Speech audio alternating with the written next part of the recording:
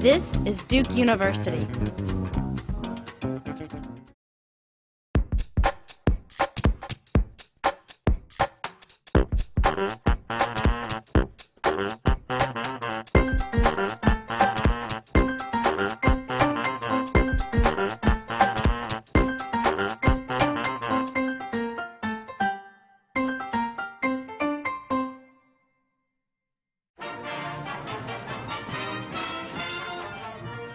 So life at Duke revolves around basketball. It's everywhere.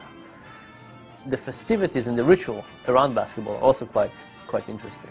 There's a whole tradition of which students get to see the game and which ones don't, and it's about stamina and desire and true blue spirit.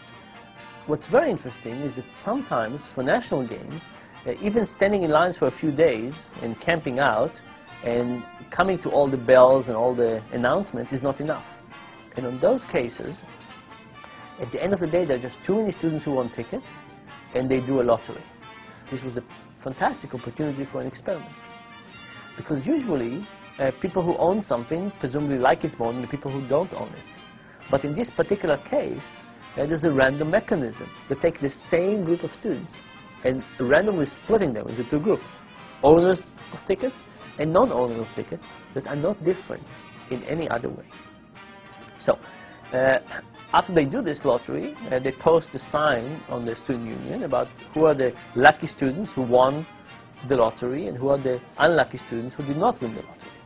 And we got our hands on this list and we started calling people to negotiate with them for buying and selling tickets. So the people who had tickets, we called them up and said, "Oh, I understand you got a ticket. I might have an offer for you.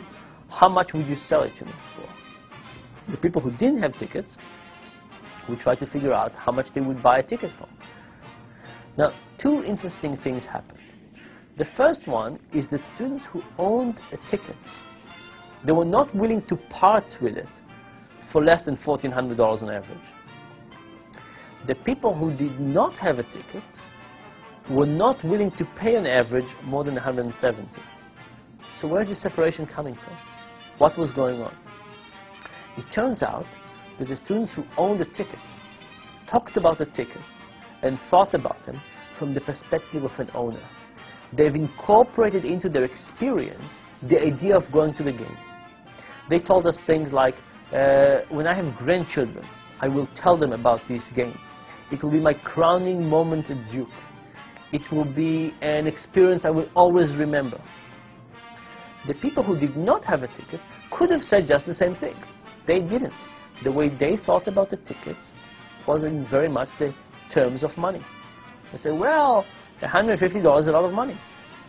So in some sense, when we have buyers and sellers, we have two different people from two different perspectives, each viewing the transaction not as the same thing that they give and get, but focusing more on what they tend to give up in the transaction.